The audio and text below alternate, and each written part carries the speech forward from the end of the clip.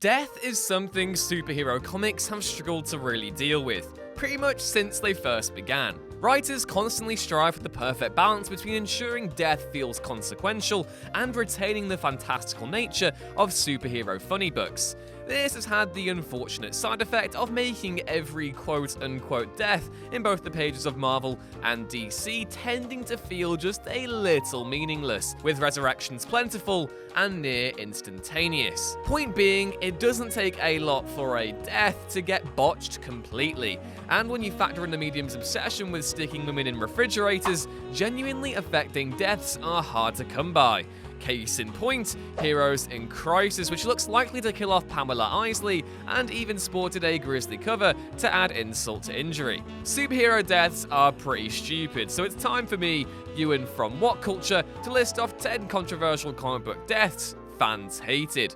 Number 10, Black Widow, Secret Empire. Secret Empire was a lot of things, most of them bad. The event which saw Captain America turn against the world as a secret agent of Hydra was poorly timed, ham-fisted in its approach, and faded into a miserable anticlimax. Ironically, in an attempt to do something new, the series actually perpetuated several comic book cliches, the most notable being that of the superfluous death. In Secret Empire number 7, the champions, led by Black Widow, attempt to take down evil Steve once and for all. Romanoff begins by dealing with a Hydra adult Frank Castle before turning her attention to Cap, who promptly crushes her neck with a blow from his shield. It was grim, and in the grand scheme of things, did little to actually serve the comic story. In essence, all it did was reiterate Steve's own evilness, and even when it happened, fans predicted that she'd be back within a year or two anyway, and lo and behold, she was. Number 9, spoiler, Wargames. Stephanie Brown may not play as central a role in the Bat family as she once did, but when she did, the character was adored. Stephanie adopted the identity of Spoiler to put an end to her father's villainous ways. Being a vigilante in Gotham without Batman's oversight, Brown found herself in conflict with the Bat family and even developed a romance with Tim Drake, leading to a storyline where she temporarily assumed the Robin identity. Unfortunately for Steph and her fans, the character was killed off during the closing stages of the Wargames event, where Black Mask brutally tortured her. Stephanie manages to escape and falls into the care of Dr. Leslie Tompkins, who then intentionally decides to let her die. Even at the time, Stephanie's passing felt unnecessarily cruel, and Tompkins' involvement in her demise felt both sudden and jarring. It seems as though DC felt the same way several years later, however, as the character was brought back from the dead. Turns out she never died in the first place, and became the latest incarnation of Batgirl. Number 8, Wally West, the New 52. Wally West may not have been the first Flash, but during the 90s and the early noughties, he was probably the most popular. The character had taken over the mantle after Barry Allen perished in DC's epic watershed event, Crisis on Infinite Earths, and Wally had led the way ever since, with Bart Allen and Jay Garrick working alongside as the first Flash and Kid Flash, respectively. By the time the character appeared on WB Animation's Justice League cartoon, which was the best thing ever, by the way, it looked as though that this would be the case forever. However, when Barry returned in 2008's Final Crisis, in a very cool way, it must be said, I mean, the guy literally outran death itself, I mean, that is really cool, DC pivoted away from Wally all over again. The character even got his own TV show, and when DC decided to reboot everything in 2011 with the New 52, Wally was nowhere to be seen. The irony of fans exclaiming "Where's Wally?" repeatedly didn't make the Westless world easy to deal with, and even though a version of Wally was introduced into that continuity several years later, it wasn't until DC Rebirth when the original character came back, only to be potentially killed off in Heroes in Crisis. Hooray. It remains to be seen whether or not Wally has actually died all over again, but in terms of comic book characters getting the short end of the stick, not many have had to deal with one as short as Wally West. Number 7, Bruce Banner, Civil War II. Civil War II, War Harder, was somehow worse than the OG thing. This time, the premise would revolve around a Minority Report-esque figure who could predict crimes before they even happened. One group, led by Carol Danvers, believes that it's ethical to arrest the culprit before they've committed the act.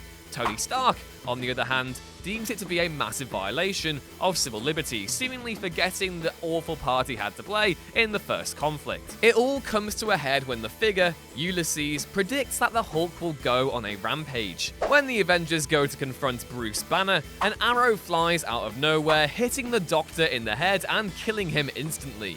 This turns out to be Hawkeye, who reveals that Bruce had requested Clint kill him should he ever lose control, which he was seemingly about to do. Obviously, with Bruce being one of Marvel's most popular characters, his return was inevitable, and now the Hulk is pretty much immortal anyway. Good for Bruce. Number 6, the WASP Ultimatum. If you ever want a prime example of how to utterly destroy a very good thing, then look no further than Jeff Loeb and David Finch's Ultimatum, a storyline that would eventually prove to be the death knell for the Ultimate Universe as it then existed. There was a time when Marvel's Ultimate line of comics overtook the original 616 canon in terms of popularity, with Brian Bendis, Mark Miller, and several others modernizing classic Marvel characters like Spider-Man, the Avengers, and the X-Men. At the forefront were the Ultimates, which had Captain America, Iron Man, Thor, and Wasp to count among their ranks, as well as a few more too. The Ultimate Universe was never the sunniest interpretation of Marvel's world, but there were occasions where it overstepped the mark. Ultimatum marked the most egregious occasion where it did, as it ushered in the deaths of dozens of alternate Marvel characters, none more infamous than Wasps. How does she die? Well, she gets cornered by the Blob. This Blob, who then decides to cannibalize her corpse. Incensed, Giant Man picks him up in his hand and promptly decides to bite his head off in reply.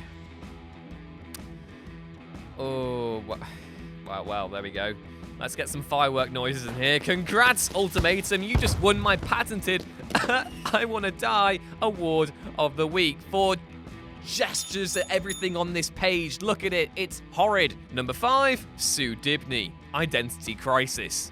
Some consider Identity Crisis to be a well-paced, character-driven story that plays to the strengths of the DC Universe's cast of superheroes, while others have deemed it to be a dour, unnecessarily cruel tale that ruins several heroes and conformed to a long-running trend of the publisher sticking women in the fridge. Whatever your take, it's difficult not to see how the death of Sudipta upset readers, given how it played out in the events of the book.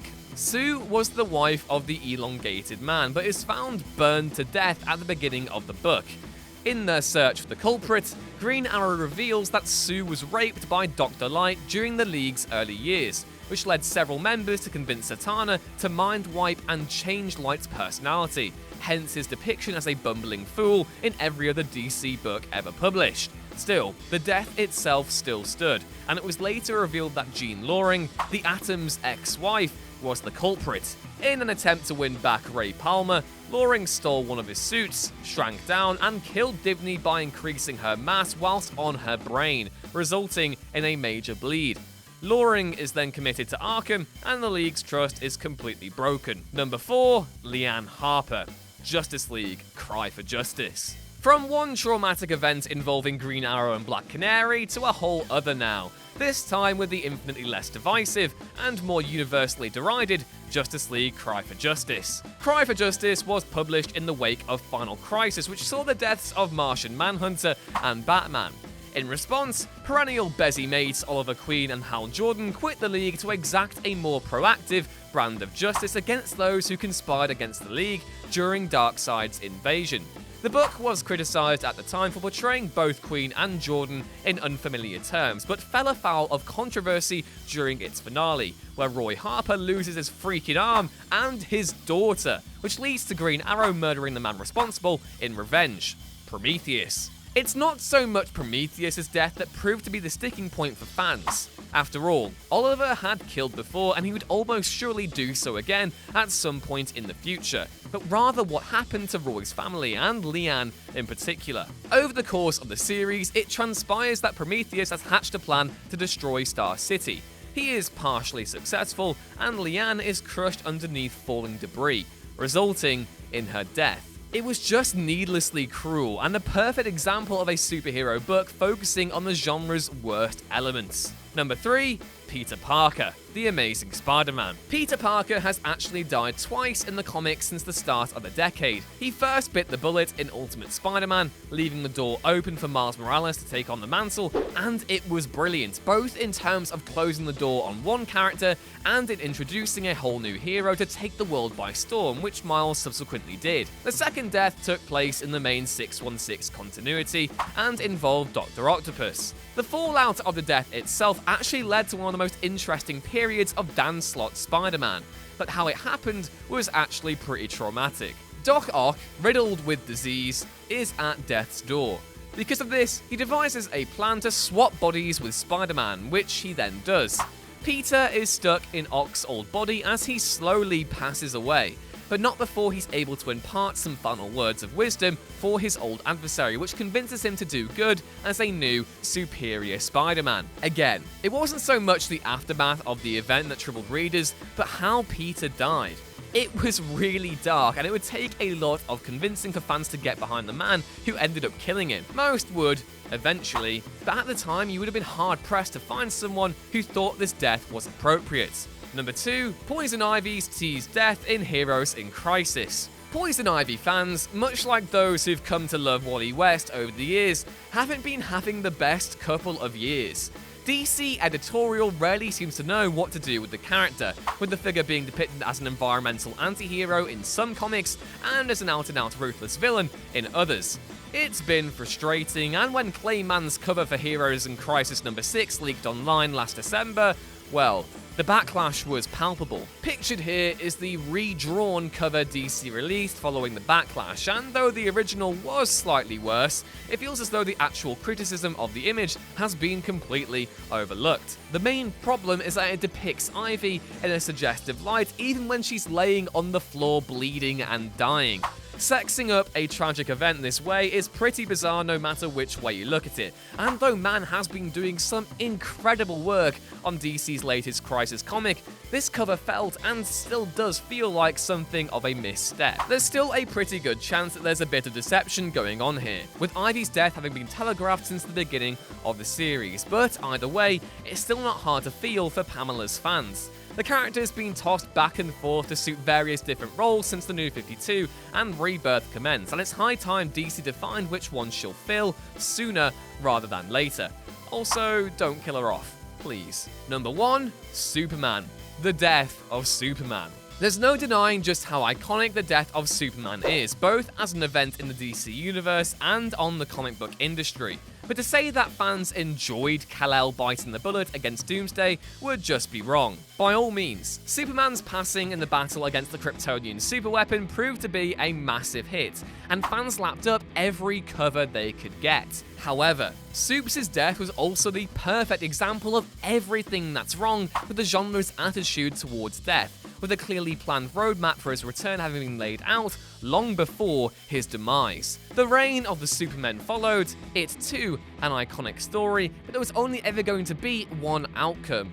Lo and behold, when Kal-El returned with a black suit and a fancy new mullet, literally no one was surprised.